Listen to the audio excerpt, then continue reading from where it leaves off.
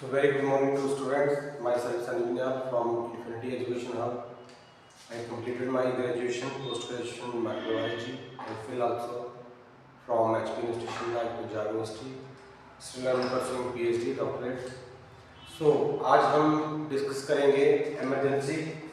Emergency तीन type की होती है अंडर आर्टिकल 352, 356 एंड 360। 352 के अंदर हम इसको बोलते हैं नेशनल इमरजेंसी। और नेशनल इमरजेंसी जो होती है वो लगती है या आपकी कंट्री के ऊपर आक्रमण किया जाए, that is called external aggression और internal disturbance, internal armed disturbance. तो ये हमने पिछले लेक्चर में सारा दिया हुआ है। नाउ जो इमरजेंसी है ये हमारे कॉन्स्टिट्यूशन के पार्ट 18 में आती है।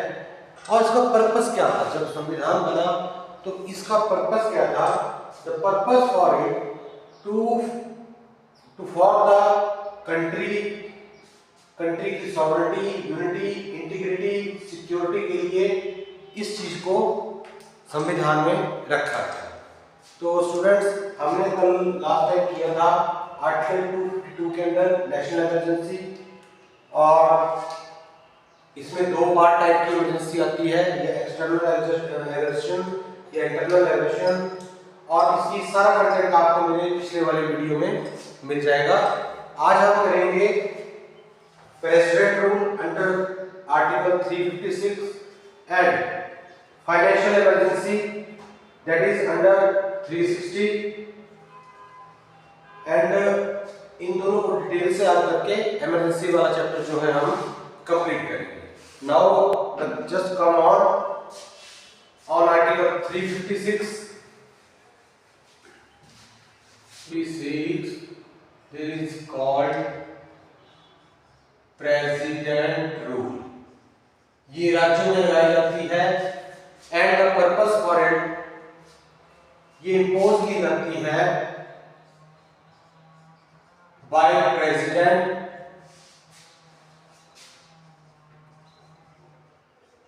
On the failure of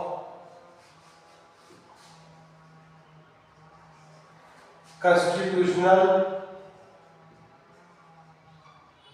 machinery। मतलब जब किसी राज्य की संवैधानिक जो संस्थाएं हैं वो फेल कर जाए, then president can impose the president rule in that particular state. अब इसके ग्राउंड क्या होते हैं? ग्राउंड आते हैं अंडर आर्टिकल 2 आर्टिकल इसमें आते हैं 356 एंड 365। इन दोनों आर्टिकल को ढंग से देखना। अंडर 356 के अंदर president can issue the proclamation. Proclamation का मतलब होता है कि इमरजेंसी को लागू करना। Proclamation of emergency when he satisfied, अगर उसको लगे,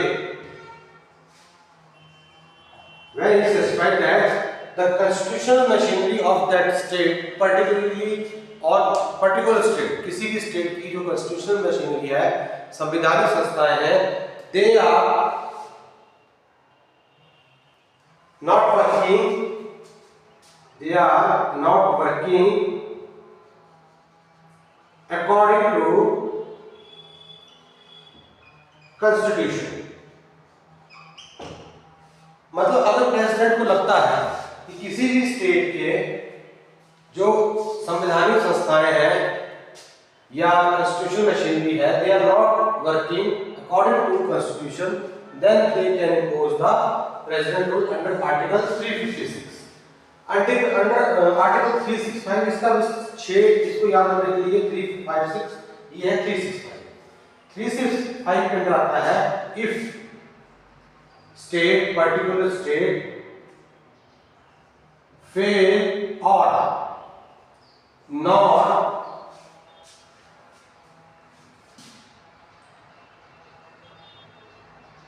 working according to the rule passed by central government. अगर केंद्र सरकार जो राज्यों को आदेश दे रही अगर राज्य उस आदेश को मानने से इनकार कर देते हैं या उसको फुलफिल नहीं करते हैं, then also president can proclaim the president rule in that particular state. Now while parliament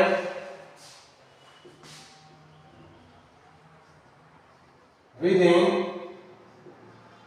2 months, 2 month के अंदर इसको पार्लियामेंट से अप्रूवल चाहिए होता है। यही approval and with simple majority, simple majority का मतलब होता है the member that are present in parliament are voting, तो अगर वो मेजॉरिटी में है then it's called the simple majority. So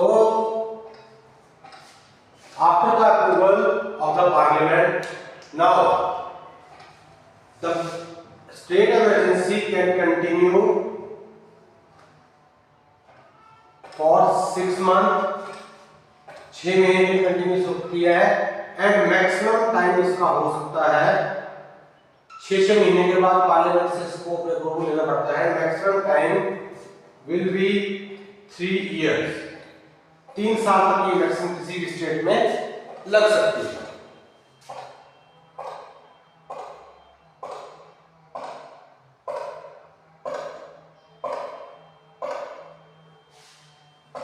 अब यही केस अगर मैं आपको फर्स्ट वाले बताऊं आर्टिकल 352 नेशनल इमरजेंसी में, तब ये अप्रूवल जो था वो 1 मंथ का चाहिए था एंड विद स्पेशल मेजॉरिटी, ठीक है, एंड उसको भी अप्रूव करना पड़ता था 6 मंथ के लिए।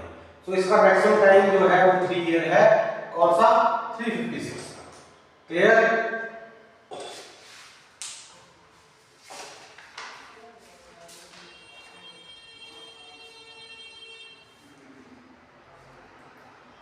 नाउ एक छोटी सी इसमें अमेंडमेंट आई, 44th अमेंडमेंट आपने याद रखनी है, बार बार इसका जिक्र होगा आने वाले जितने भी मैं आपको इमरजेंसी पढ़ाऊंगा। 44th अमेंडमेंट 1978, इसमें इसने क्या किया कि प्रेसिडेंट की पावर को रिस्ट्रिक्ट कर दिया, ठीक है, and parliament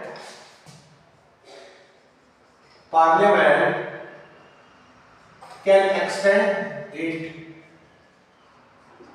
the 356 only for 1 year।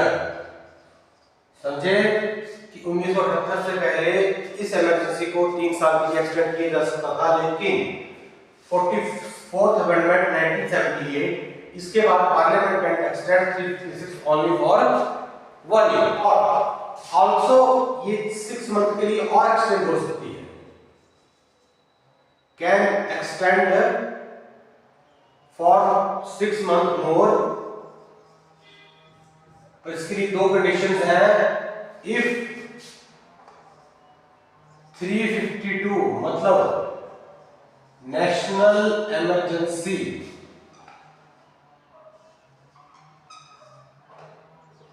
Is in operation, अगर देश में पहले से ही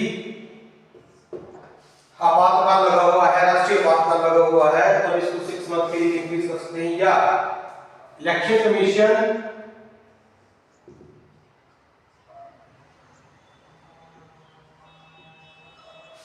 will not able to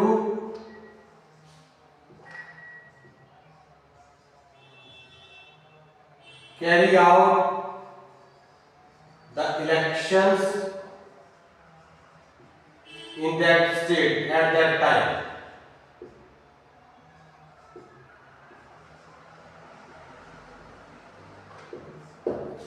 सो ये हमारी आ गई स्टेट इमरजेंसी। नाउ उसकी रिवोकेशन, रिवोकेशन ये हटती कैसे है?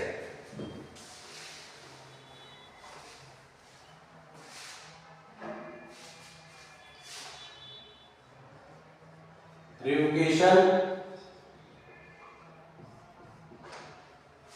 President can revoke the president can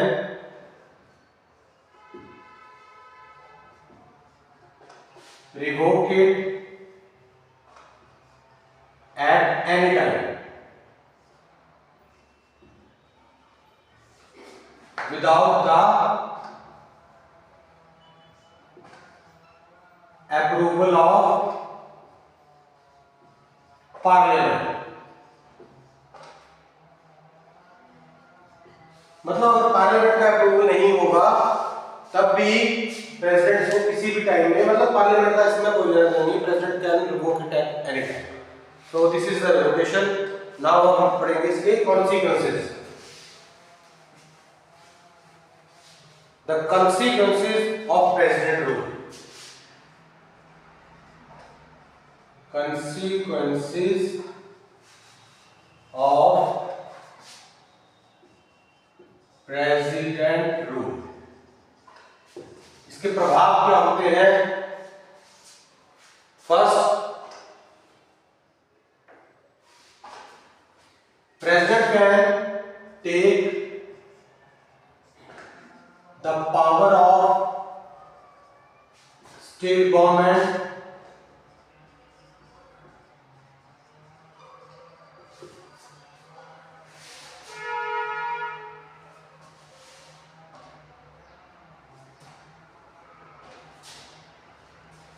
can declare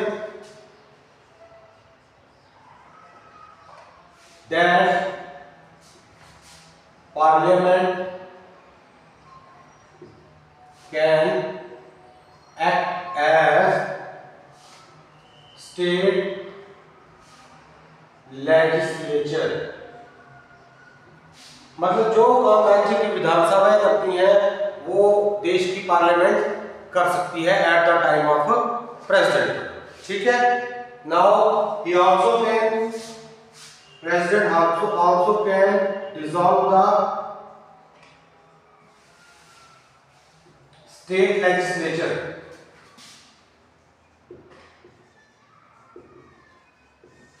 राज्य की विधानसभा को प्रेसिडेंट भंग भी कर सकता है.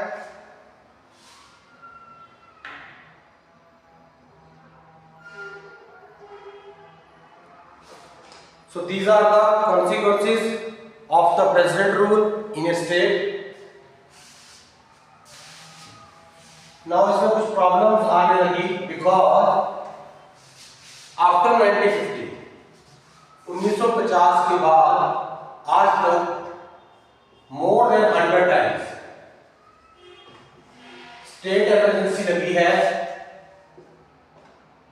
अलग अलग स्टेट्स में.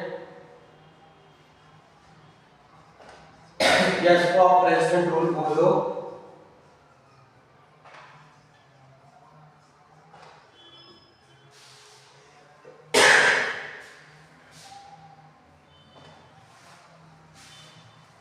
ना इसके रिगार्डिंग एक 1992 का केस आता है, that is Bommai case. Bommai case versus state of India. इस केस में एक लैंडमार्क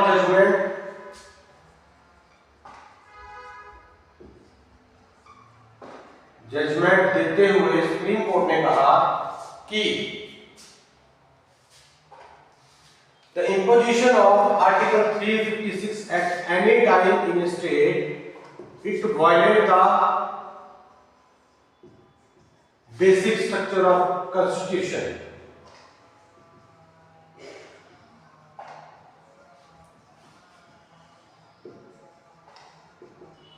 ये संविधान के बेसिक स्ट्रक्चर को, मूलभूत ढांचे को तोड़ रहा है. So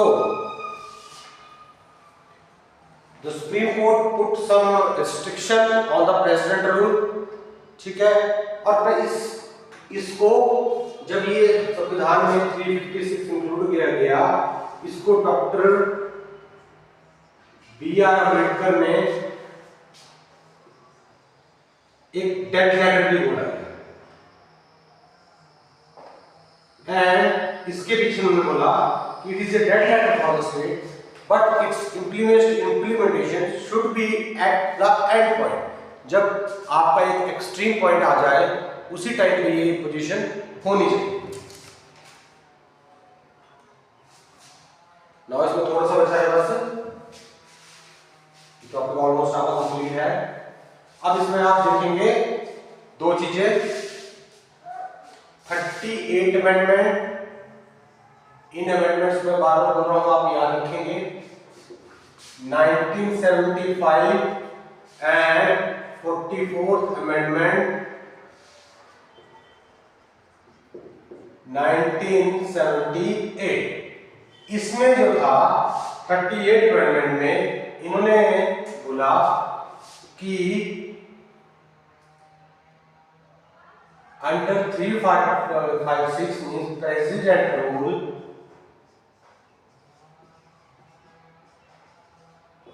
not under judicial review.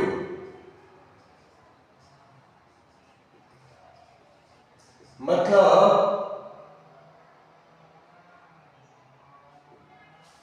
अगर कोई प्रेसिडेंट रूल लगता है तो कोई भी व्यक्ति कोर्ट में नहीं जा सकता है इसके against. But in 44th amendment 1978 जब मोरारजी देसाई की गवर्नमेंट आई तो उन्होंने अमेंडमेंट लाके इसको रिवर्ट कर दिया and they said that 356 is under judicial review.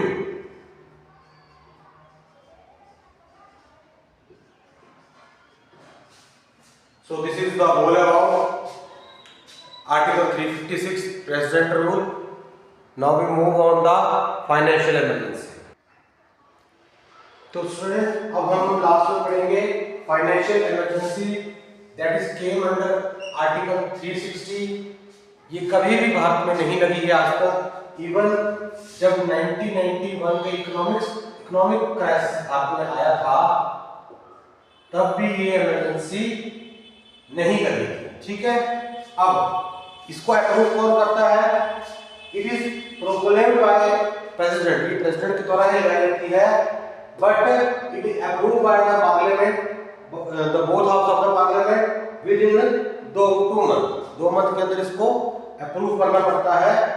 और इसका सबसे स्पेशल पॉइंट ये है कि जैसे कि हमने आर्टिकल 352 और 356 में देखा कि बार-बार इमरजेंसी को 6 महीने के बाद अप्रूव या रेटिफाई करना पड़ता था। ये जो इमरजेंसी होती है इट इज इंडेफिनिट। अगर ये लग गई है तो इसको बार-बार अप्रूवेशन की जरूरत नहीं होती है, इसको बार-बार अप्रूवल कराना जरूरी नहीं होता है। ठीक है, अब इसका रिवोक मतलब इसको हटाया कैसे जा सकता है? तो कोई भी house either the upper house and lower house means आपके राज्यसभा और लोकसभा सिंपल मेजॉरिटी के साथ एक रेजोल्यूशन पास करके इसको हटा सकते हैं। अब हम देखेंगे what are the consequences means effect of the financial emergency. Now students, what are the effect of the financial emergency that come under Article 360? बार बार उसको ध्यान में रखें, आर्टिकल 360 के अंदर फाइनेंशियल इमरजेंसी आती है। So President can direct the state to reduce the salary and allowances of any servant working in the state. President जो होता है वो स्टेट्स को डायरेक्शन दे सकता है उनकी सैलरीज को रिड्यूस करने के लिए जो भी स्टेट गवर्नमेंट के अंदर काम करते हैं। Also president can reduce the salary of the जजेस of supreme court and high court और any other employee that working under union government. मतलब केंद्र सरकार के अधीन कोई भी कर्मचारी होगा या फिर आपके हाई कोर्ट के जज और सुप्रीम कोर्ट के जज हैं उनकी सैलरीज को भी फाइनेंशियल मतलब वित्तीय आपातकाल के अंदर रिड्यूस किया जा सकता है। President can also hold the money bill and financial, जो भी मनी बिल और फाइनेंशियल बिल सेंट्रल गवर्नमेंट से पास हुए हैं उनको राष्ट्रपति होल्ड कर सकता है। So this is all about the financial emergency and मैंने आपको बताया कि फाइनेंशियल इमरजेंसी अभी तक भारत में नहीं लगी है। So this is all about the emergency topic.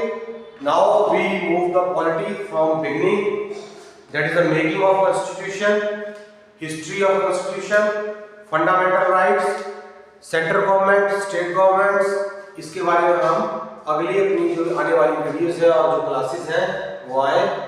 Thanks again. अगर किसी को कोई क्वेरी हो, कोई क्वेश्चन हो तो हमारे से कांटेक्ट कर सकता है। These are our phone numbers. और हमारी एप्लीकेशन भी आपको एंड्रॉइड पे ये नया टाइप करके Infinity EDU hub, इसको टाइप करके हमारी एप्लीकेशन आपको वहां पे मिल जाएगी। You can download it and take the free study material. और हमारी ऑनलाइन क्लासेस भी लगती हैं, ऑनलाइन कोर्सेज भी हैं। और our institute is situated in Mehre Hamirpur. तो कभी भी किसी को कोई डाउट है तो प्लीज आए। And thanks again. Okay, that is the overall class. Okay.